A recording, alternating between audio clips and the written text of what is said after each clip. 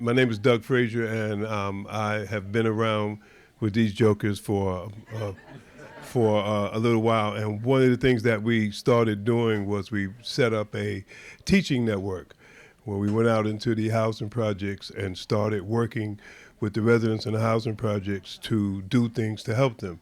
And it all started, one of the things that started, we were at a meeting one day, invited, and one of the ladies got up and said, "Has anybody ever seen a positive story about the housing authority?" And one lady got up and said, "I think that's against the law." So what happened was we decided that we would do some things that would try to help. So one of the things that came about was Angela had, and the radio station had decided that they wanted to find a way, very much like Wally said, to keep things working when there's nothing working. So we were kind of brought in, and we started looking for ways to create things that would help people. So we came up with this thing called the EMAS, which is the Electronic Mobile Access System. And behind me, you'll see right here, this is a live shot, a live picture of what we put together. This is what you would have if you had a private communication system, and if you needed an emergency system, it would look like this. It looks unassuming, but it's quite powerful. So this building is, what happened was the college Angela had came to us, and they wanted to find a way how to keep things working even when the radio station and the studio went down. And what happened was, as you all know, car batteries have taken a big leap, because now we have batteries that can power cars. When some of us was little, batteries only powered little cars. And now batteries power big cars. So what we figured out was that you had to have a communication system, a mobile communication system that will work almost anywhere. This is on the top of this is a live picture on the top of a disaster center here at the college. The college across the street is a major disaster center. And so if there's a disaster, this is where you bring your butt, across the street, because it's on top of a hill and out of the flood zone. But so what happens if there's no communication? What would you do? Don't know how to get there. Right. So what we did was we said, let's put in some elements that would allow you to have a communication system that would work when nothing else is working. So the first thing you would have to have, the two first things you would have to have is a way to get the signal. So you could either pick up the signal from here, from space, internet, or you could take the signal from here, terrestrial. This points at the Harlem Hospital, because that's one of the places that we did. We did Harlem Hospital. We built Harlem Hospital. We put the internet in all of the clinics, elevators, the weight room, the command center, and we connected them up from here. Dave's right, nobody gave a shit. No one cared. And we did state office building, and what we were trying to do was connect up the places to have service that had their own power. So that if you went to those particular places, we would do it. We did some of the housing project. I see Polly here. She was one of the first buildings that we did. In fact, that may have been her development where the lady said it's against the law to say something nice about the housing authority. So one of the things you have to have is you have to have the way to get the signal. So this brings the signal in. It's a transceiver. It either comes in or goes out. It works both ways. You need a device to get the signal somewhere and bring it back. And then when you get to these particular locations, when you get somewhere, you have to have something. This little thing right here is a little access point, and this brings you the internet. So if you went somewhere, you would set up your ways to get the signal, then you would use these things so that people could get on the internet. This is a camera that's set up to that, and this camera that's showing the picture is being fed off of one of these two devices. So, and of course, the power is coming from the building, because this particular building, the disaster center building, which is across the street, has its own power system. So you need something like this. So we were in the military, we would be in the signal corps, and they would send somebody out like us to say, set something up so we can start communicating. This is what you would have. So it doesn't look like anything. It looks very unassuming, doesn't it? Yes. But this is what you need when there's no communications and there's no way to get service. And you had the camera here, so you could send back the internet to headquarters and let them know that you ain't driving around. So this is what you need, and this is how we set this up. We did some projects, housing projects, the same way, so that the people in the projects could have emergency systems. We don't know radios. So we gave the people, we trained them, and we gave them, thanks to Wally, we gave them these little walkie-talkies, not this one, but the pastor back there got a good one. Bring that one forward, man. Nah, not that one. That one works on the cellular. Give me the one that works in the, yeah. No, the one with no screen, man. Come on.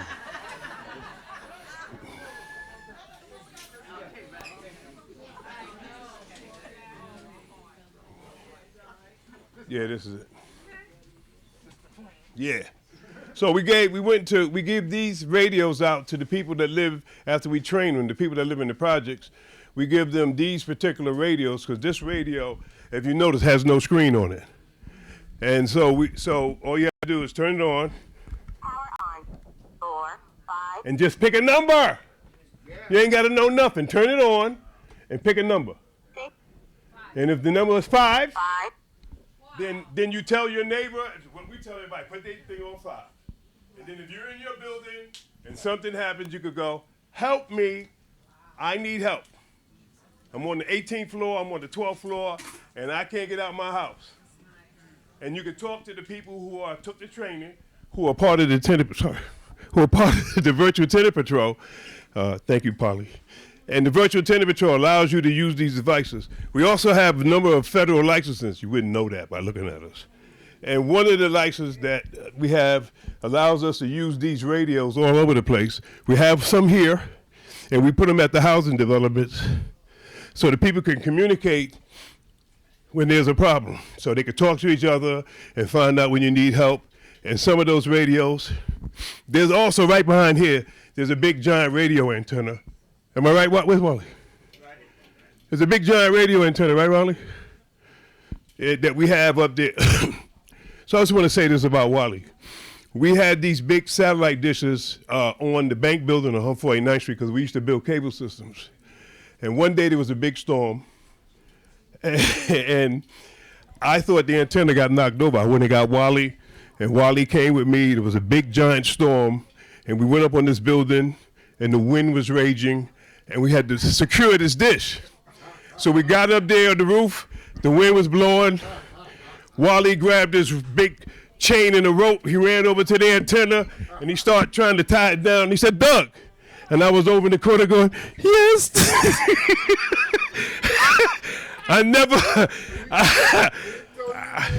He didn't know. He knew right away that I'd never be a sailor. I was scared shitless on that roof. Even though I had asked him to come and help me, I stood in the corner while he did all the work. Am I making that up, Raleigh? Okay, what others? We were on another roof, and I'm inside. We were in this giant building, and I was inside the bell tower. There's a big bell in the building. I was inside the bell tower, and Wally was up on the upper part of the roof, and I heard this noise, and I looked up. It was this big, giant bird. I'm serious. A big, giant bird. He was so big, and he was flying, and you couldn't hear anything. And I was hiding I was inside the belfry of the bell, hiding. And when the bird flew by, I said, Wally, did you see that? And Wally said, I thought he was going to take me.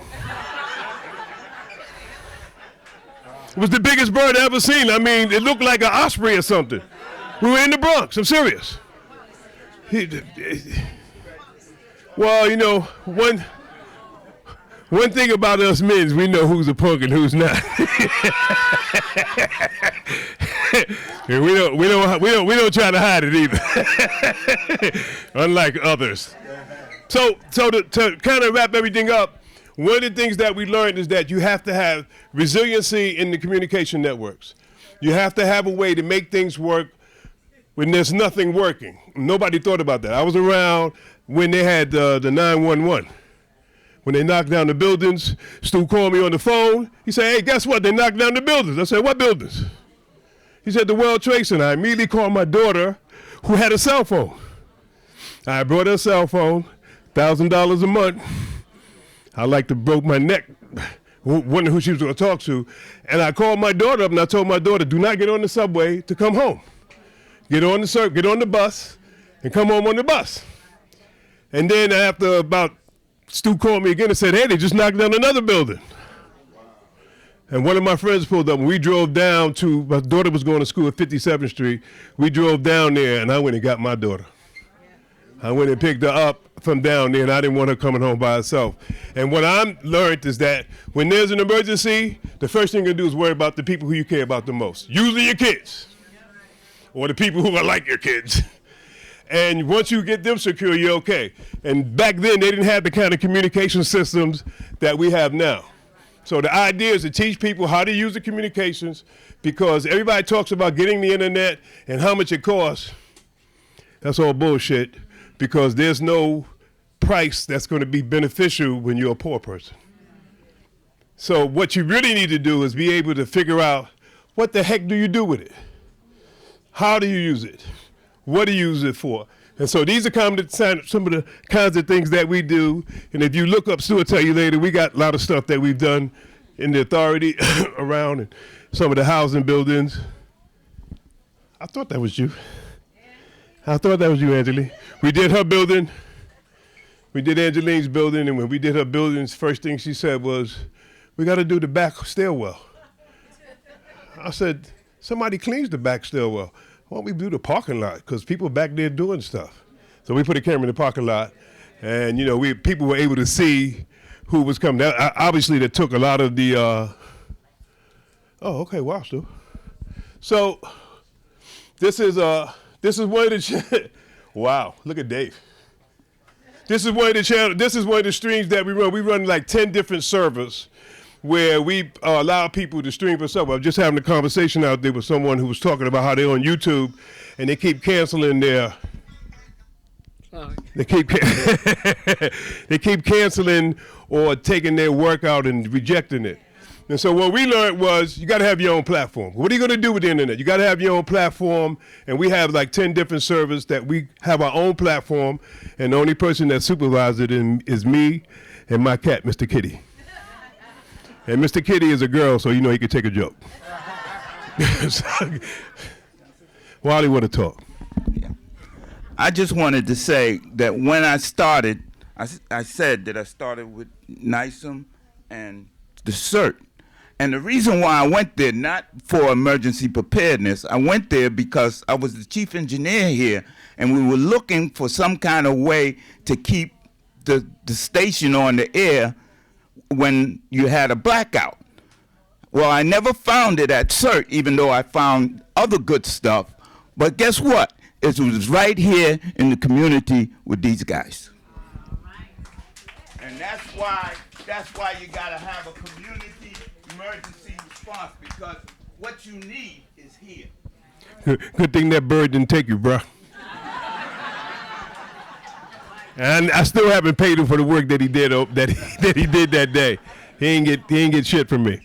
So what we wanted to do was have a way that you'd have to be able to communicate in the community, be able to use the internet, teach people how to use the internet, how to program the internet. We could show you lobbies of different buildings and stuff, but I think you guys know that we kind of know what we're doing. So what you want to do is we put TVs in the lobby and some of the developments so that people could, some of the tenants came to us and said, the kids are hanging in the hallway. So we put TVs in the lobby with the cameras so that you can see yourself when you come in, so you can see yourself on the TV. So most buildings, you have cameras that you don't know if they're working.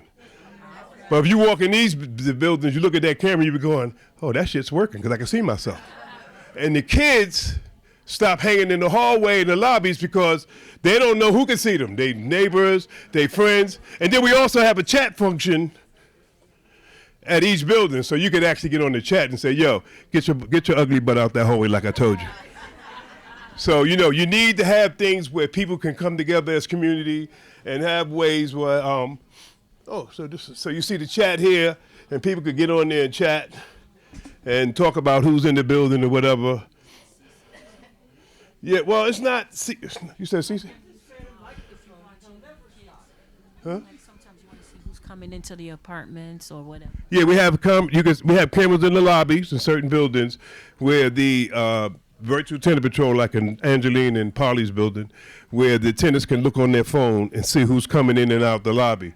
At first, people were against it, but then they thought it was a great idea. Yeah, sorry. So, Mr. Frazier, I'm from the Dyckman Houses, and I'm on the TA board there. My question to you is, you mentioned that you were able to get walkie-talkie two-way radios. Did NYCHA assist you in paying for that for the tenants? Next question. Next question. Next question. All the stuff that we did was funded by the residents. Because if you, don't start me on that, because if you really look around, there's one of the things that we don't have in our community is opportunity. There's no economic opportunity, and we all know who the system is tilted to help. So in the sense, going into all that. So what you have to do is have opportunity, and if you can't get it from somebody, you have to create it yourself. And one of the things that we learned from doing this with Stu is that, Stu's my business partner, and what Stu says, sometimes when you don't have money, you have to be creative, and sometimes you have to be creative to the 24th power. So that's what you have to do. You have to figure out how to get things done, how to handle your yo-yo. Can I have that a minute? Actually, there's $2.5 billion in the federal budget to hook up communities to the internet, which certainly could pay for that kind of thing. It's called the BEAD program, and the BEAD, and it is just getting started in New York State and around the country. And the local politicians have access to that kind of money, and go to them and tell them you want to get the BEAD money actually out to the community. The money is there. Okay, you know, I know Dave's a nice man, and he believes nice things, but y'all know who we are. We were interviewed by the BEAD People program, and when they interviewed Stu and I, the first thing I said to him was, I know we ain't getting shit, but I'll answer all your questions because maybe it'll help someone else. But that's not how. The politicians, and I've spoken to the local congressmen about this kind of thing, and they've got assemblymen and state senators, and most of them are honest people who want to help, unlike, say, our mayor. And go get their help. That's the way to do it. Well, I would disagree with some parts because we all know who gets the help and who don't. So nobody's tripping here. So we tried to figure out how to do things ourselves. We set up a teaching network where we went into how we got all this stuff done was this is how the kids used to hang out. See them hanging in the hallway?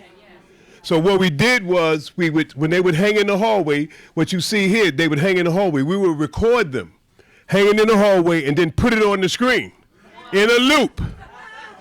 So that when they walk in the hallway, they go, oh yeah, that's me.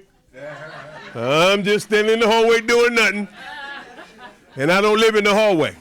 I myself as a teenager, was arrested in my own building for hanging in the hallway, hanging in the lobby of my building, and the police came in. I started smart mouthing the police about I live in the building. Next thing I know, they said, turn around. Put your hands behind your back. And took me in. They got a crime called loitering.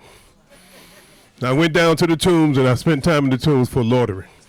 So there's a crime for loitering. Maybe the reason they don't do it right now is because they would have to arrest the homeless people and feed them and take care of them. So they don't probably follow the loitering law anymore. So there it is. So I'm just going to wrap it up. So one of the things we did with the training program, the teaching network, was use people who are standing around doing nothing, because half the people who live there are unemployed. People don't know that. There's more people in the housing projects than the state of Vermont, and half the people are unemployed, and no one owns their own home. I don't think that would happen to anybody else, or they would do something about that. So we use the teaching network to teach people and train people who don't know nothing how to do this. And as a consequence, we got a lot of things done because we're using people who don't know anything. and we didn't have to pay them. And some of the people got a chance to do something positive in the building. This is one of the buildings we did on the roof. This equipment I showed y'all. Yeah, we put it in with the knuckleheads. Solar panel, Dave's right. We was doing all this stuff a long time ago. You never heard of us, and that's probably why. So here's another housing building with their chat.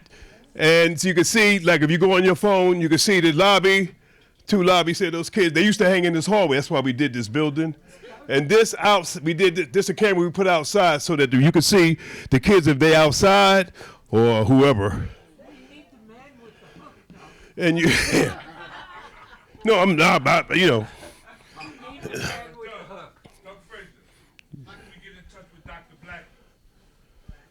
Oh, well, he's talking. I used to do a character called Dr. Blackie, a street psychologist, but I don't do that no more. So this is a picture of that same roof. Here's the big antenna that Wally was talking about. This is the camera that we showed you. This is at night, and you can see how the camera lights up. And these are the 2 distributing points. So you have to have a way to figure out how to get things working with little or no money. So I was finished by saying this. If the internet was a peanut, we'd be George Washington Carver. Okay, so thank you. We should have had you to do our building, because in Esplanade, millions of dollars was spent on cameras and lights on the building, and none of that stuff worked. Does it? You come in the lobby. They're not. Well, as you already know, they're not picking anybody that looks like us. So one of the things that one of the beauties of working in the housing development that they didn't mind working with us. They didn't mind that. Yes, ma'am.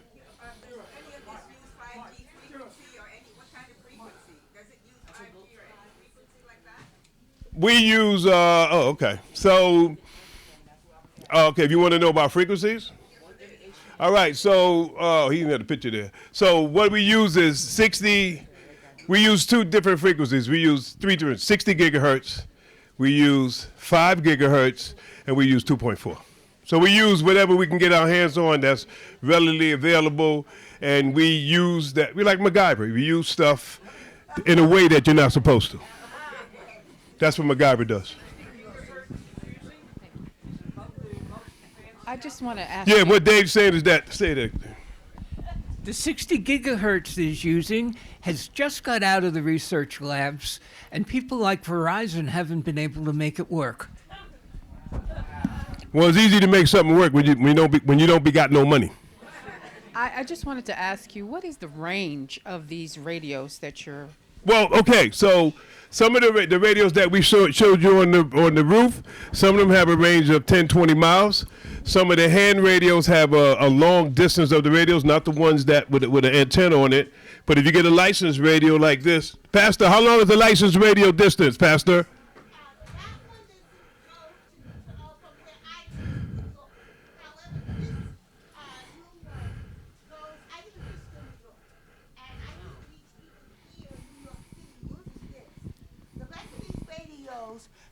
Oh, so sorry. Thank you. I'll repeat what I was saying in case you all didn't hear me. That radio only goes, I think, around New York City, if I'm not mistaken. So 10 miles, 8 miles, something like that? Something like that. It's pretty far. This one went from Fishkill down here to the city. I was able to speak to Wale. The rest of these radios go around the world. You can reach people around the world. Well, some of them work on a cellular network, so you can talk around the world on it because they use the cellular network. Some of these radios only work on the actual frequency from the FCC. We have a couple of FCC licenses. One, we have to use these radios. I tried to get the license, but they started asking all these criminal questions, so we got the license in Stu's name. Some of us grew up in Harlem with little wild teenagers. So we can't certain things we can't avail ourselves to. Y'all know what I'm saying? Yeah, y'all know what I'm saying. Some of y'all know people who went to took their prep with the prep school at Elmira. So, okay. Any other questions? That it? Okay, let's get to the raffles. I want to thank everybody for coming out. We had a great time. Thank y'all for the questions, man. Thank you, Angela, and thank you, Jolie, for coming out and with the Internet Society, and Dave for helping us. I just want to say one thing right quick. The reason why we've been working with the guys from the Internet Society, Dave and Jolie, is because we saw how those guys would work with, particularly like New York Mesh, they would work with them to help them to get started and to help them to move forward. And we thought if we could get with them and gain their trust, they would help us in our community, and they have. So I want to thank them, thank Jolie, and I want to thank Dave for that. Thank you, guys.